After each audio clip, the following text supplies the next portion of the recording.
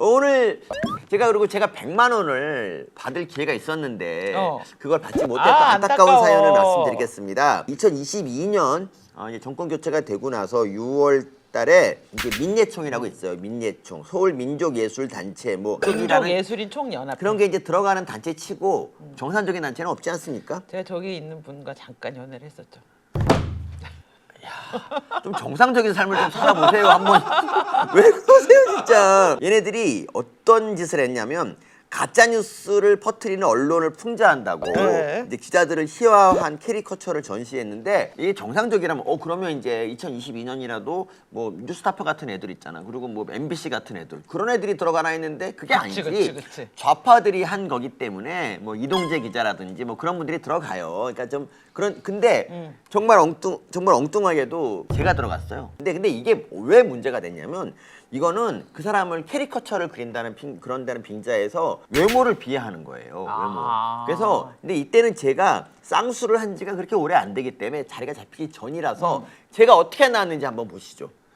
주름이 많네요. 예, 주름이 되게 저 때는 제가 피부 관리를 받기 전이기도 또 합니다. 그래서 이렇게 됐는데 어쨌든 누가 봐도 좀 바보 같지 않습니까? 근데 사실 저는 근데 보고 나서 닮았다는 생각을 좀 했어요, 저는. 그런데 지금의 모습하고 완전 교수님 진짜 의학이다. 네. 의학이 진짜 씁니다. 네. 기자협회라는 좌파 단체가 있어요. 심지어 기자협회가 기자 조롱하는 전시회 당장 중단하라는 그런 성명을 냈을 정도인데 그 기자들이 또 소송을 한 거야. 기자 한 명당 100만 원씩 배상하라. 그러니까. 그렇게 그 작가가 70만 원, 민예총이 그중에 30만 원을 지급해라. 그런데 교수님이 저기 소송을 안 했잖아. 내가 소송을 안 했어. 그러니까. 왜 나 지는 진짜. 소송만 해? 아. 소송을 당하기만 하고 하지는 않아 왜? 우리 그 한동훈 이제 위원장과 조국에 네네. 84조. 헌법 84조를 놓고 이제 설전을 벌였지 않습니까? 네. 이게 이제 뭐냐면 84조가 대통령한테는 형사상 소추를 제기하지 못한다 그러는데 형사 피의자가 대통령이 됐을 때 그러면 기존의 재판이 중단되어야 되는가 재판은 계속 네. 되어야 하는가.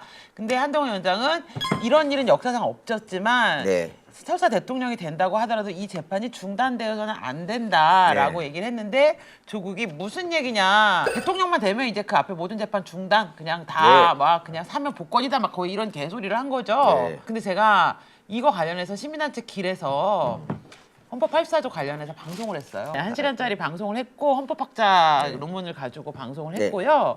이런 일은 세계 역사상 유례가 없어요. 지금 재판에 계류 중이 그런 사람이 대통령이 되는 경우는 없는데 마침 근데 그 학자가 이번에 윤석열 대통령이랑 이재명이랑 이제 선거할 때 그때 이미 사법 리스크가 있었잖아요. 이제 그 문재인 때부터 있었던 그것 때문에 혹시 얘가 대통령 되면 어떡하지 하는 마음에 그 판결문을 썼는데 이제 그러면은 그 헌법 84조의 의의가 있을 거잖아요. 그 84조의 의미는 범죄자의 혐의를 대통령이 된다고 중단시켜 준다는 게 아니다. 그거는 그런 뜻이 아니라는 거를 명확하게 했고 그 다음에 이 사람은 법에 있어서의 가장 중요한 대의 법칙은 누구도 자기 재판에 재판장이 될 수 없다. 이게 전 인류를 관통하는 로마법 이후에 모든 법의 기본적인 자연법이다. 그런데 대통령이 사명권을 가지고 있잖아요. 설사 법으로는 처벌을 해야 하지만 여러 가지 정황을 고려했을 때는 법 적용을 그냥 하는 거에 좀 문제가 있을 때 그 권한을 대통령에게 준 건데 이 소추권은 사실은 어떻게 보면 대통령의 자기 사명권이라는 거예요. 근데 그거는 대통령이 된 이후에 국정 운영을 잘하기 위해서 준 권한이지 이미 그 전에 걸려있던 범죄를 세탁하기 위해서 준 권한이 아니기 때문에 이게 누가 됐던 간에 이렇게 재판에 걸려있는 사람은 대통령 후보에 출마하기 전에 나는 재판을 끝까지 받고 재판 결과에 따르겠다는 전 국민 서약을 해야 된다. 그렇죠. 헌법을 준수하고 한다는 게 사실은 거의 크게 보면 그 뜻 아닌가요? 그래서 근데 이거는 그 법학자들 간에도 좀 해석이 조금 엇갈리긴 하고요. 그러니까 이게 뭐 아직까지 누구 해석이 맞다는 그러니까 이런 전례가 없기 때문에. 근데 어쨌든 이재명 같은 경우도요. 이게 우리가 그렇잖아요. 이 삶이 갑자기 달라지면 건강에도 안 좋아. 그러니까 이재명 지금 보면 이제 주 3회 정도 재판을 받고 있잖아. 대통령이 혹시 되더라도 그 삶을 계속 유지해야 돼. 그러다가 이제 뭐 간방 가면 가는 거고 뭐 그렇지 않습니까? 원래 이게 얘는 세금으로 먹고 살던 애기 때문에 자기 돈으로 먹고 사는 게 힘들어. 근데 깜빵 가면은 계속 세금으로 먹고 살잖아. 네. 그러니까 살던 대로 살아야 돼 사람이. 그러니까. 마누라도 같이 보내야 되겠다 할 수 없이. 아니 근데 저거 이재명 얘기인데 왜 제가 이렇게 흥분하는지 모르겠는데 조국 혹시 자기가 대통령 되려고 그런 마음을 갖고 있는 건가요, 조국은? 아, 그치. 자기도 재판 중단돼야 된다는데 얘가 이제 착각을 한 게 이재명은 대선 전에 판결이 안 나올 확률이 있는데 얘는 나와. 그리고 어쨌든 저는 있잖아요. 조국의 이런 말이 난 참 어이가 없어요. 자기가 법학자 출신인 티를 안 내려고 법 해석론을 펼치는 것을 자제하려고 했으나 말하지 않을 수 없기에 나선다. 사실 누가 물어보지도 않았는데 이런 얘기를 이제 하면서 이렇게 말해요. 제일 먼저 한 말이 이거야. 한동훈 법대에서 대체 무엇을 배웠는지 모르겠다. 근데 왜 조국은 이렇게 훌륭한 법학자가 왜 사법시험 합격 못했지? 그러니까. 왜 그래? 그러니까 아니 교수를 하더라도 로스쿨 교수 중에 사법시험 다 붙은 사람만 지금 있거든요. 조국의 그 가장 유명한 얘기가 오상방이라는 건데 아마 네. 여기 여러분들 오상방이 들어는 보셨을 건데 그게 구체적으로 무엇인지 아마 잘 그쵸. 모르실 거예요. 그쵸. 이거는 이제 조국이 수업 시간에 오상방이가 뭐냐면 이제 우리 정당방이라고 있잖아요. 정당방이가 이제 칼 들고 막 설치는데 그때 이제 그거 막으면서 이렇게 쳤는데 죽었다 뭐 이렇게 이런 게 이제 정당방이잖아요. 그쵸. 근데 오상방위는 이제 정당방위가 구성되지 않는 그런 조건. 그러니까 상대가 네. 막 다가와요. 어떤 사람이 이딴 말한 사람이. 근데 그 사람은 그냥 온 건데 나는 그거를 나를 죽이려고 온다고 착각할 수 있잖아요. 그 착각에 의한 행위를 해서 그 사람에게 해를 입혔을 때 그걸 오상방이라고 해요. 오상방위에 대해서 조국이 뭐 어떤 일을 했냐면 이제 수업 시간에 이 오상방위가 이제 형법 책에 있다고 그걸 이제 찾아보라고 얘기를 해. 그래서 이제 학생들이 보고 없다 그러니까 야 니네 책 파본인가 보다 그랬다. 이제 다른 애들 다 없다 그러니까 야 전부 다 파본이냐 뭐 이렇게 이제 얘기를 했던 되게 안타까운 사례가 있는데 네, 맞아요. 근데 이제 계속 이렇게 뭐라는 거야 자기는 아니 판례가 있다고 얘기하는데 그 판례가 뭐냐 지금부터 그 판례를 말씀드릴게요. 그러니까 책에 없는 내용이에요? 그러면 그게? 오상방위는 책이 없어요. 오상방위는 인정되지 않는 거야. 그런 게 말이 돼? 아니 내가 그러면 그 무조건 누구로 패놓고는 나는 얘가 나 죽이려는 줄 알았다라고 하면 되잖아. 이건 그러니까 우리 법에서는 그걸 인정을 안 인정해주지 하지. 않아요. 그러니까 조국은 뭘 착각했냐면 조국의 진실 법정에서는 모르겠는데 우리나라 법정에서는 없어요. 그러니까 1986년에 대법원 판례가 있는데 이건 뭐냐면 이제 중대장이 있어요. 중대장이 있고 그 마누라가 있을 거 아닙니까? 그리고 당번병이 있어요. 당번병. 근데 중대장이 부인하고 회식 가면서 그 토요일이었어요. 토요일이었는데 그날 이제 나와서 이 관사를 지키라고 얘기를 해. 그런데 이제 관사를 지키라고 회식을 갔어. 근데 그러니까 그 중대장이 부인하고 싸웠어. 싸워가지고 이제 막 싸우고 이제 갔단 말이야. 어디론가 사라져 버려. 그러니까 마누라가 이제 당번병한테 전화해가지고 중대장 혹시 너 거기 관사 갔냐 그랬더니 안 갔다고 얘기를 해. 안 왔다. 그랬더니 아씨 그러면서 지금 비 오니까 너 나와서 나를 갖다 그 우산 좀 갖고 나와라. 딱 이렇게 얘기했어요.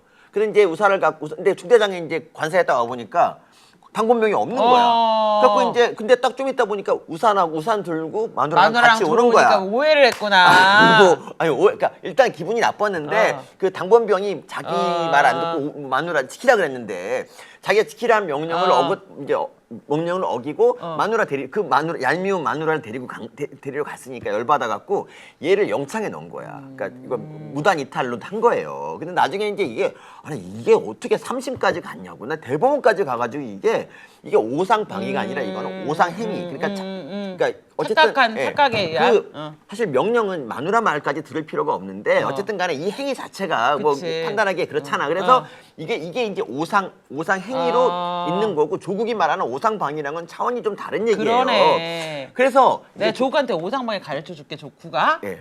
조국아. 그냥 너 마누라가 표창장과 인턴 증명서를 위조하고 네 딸내미녀는 공부는 안 하고 어떻게 엄마 아빠한테 범법으로 대학을 가보려고 온 식구가 범죄를 모의했어. 그래서 그게 너의 인사청문하는 과정에 밝혀져서 검찰은 그냥 정당하게 직무수행을 했어. 근데 너는 그거를 너를 공격하고 너를 정치 탄압하고 니네 가족을 몰살하기 위한 음모에 의한 공격이라고 생각하고 그걸 오해하고 네가 검찰을 공격하고 윤석열을 공격해갖고 대한민국 사법질서를 무너뜨렸지. 이런 걸 오상방이라고 하는 거야. 천재다. 정말 천재다. 그치? 와. 완전 이해가 확 되지? 이해가 확 됐어. 어쨌든 조국 청문회는 이제 입시 비리 같은 거 그런 거 조국이 잘못한 일이 하도 많으니까 그런 거를 이제 물어보는 청문회였지만 유일하게 조국의 법학 지식, 그러니까 조국이 법무장관으로서 자격이 있는가를 물어본 분이 있어요. 그분이 바로 강원지사를 하고 있는 김진태 의원입니다. 그 얘기를 잠깐 보겠습니다. 오상방위 서울법대의 전설 오상방위 후보자. 예, 오상방위가 형법 몇 조에 있습니까? 그 이름을 단 형법 조문은 없습니다. 그런데 형법 몇 조인가 찾아보자 수업 시간에 그런 적이 있다면서요? 오상방위 상황을 적용할 수 있는 형법 조문이 무엇인지 찾아보라고 말한 적이 있습니다. 그런데 왜 없으니까 사전을 찾다가 없으니까 이 사전이 파본난 거 아니야? 이렇게 말했다면서요? 저로서는 그런 말하는 것에 대한 기억이 없습니다. 에이 또 뭘 그러세요? 이제 와가지고 사전 찾아보자 했는데 없으니까 그거는 한두 명이 아니에요. 그거를 본 사람들이 말해주는 거는. 제가 실수를 네? 했을지 모르겠습니다만 김 의원님, 제가 오상방위에 대해서 판례 평석을 쓴 바 있습니다. 아니 그래서 이게 파본인가 보다 현암사 법전이 파본인가 보다 이렇게 말한 적이 있는 것 같던데요. 인정합니까? 제가 기억이 없습니다. 제가 농담처럼 그거는 했는지 기억에는 없다. 농담을 했는지 그런 자체에 대한 농담이요?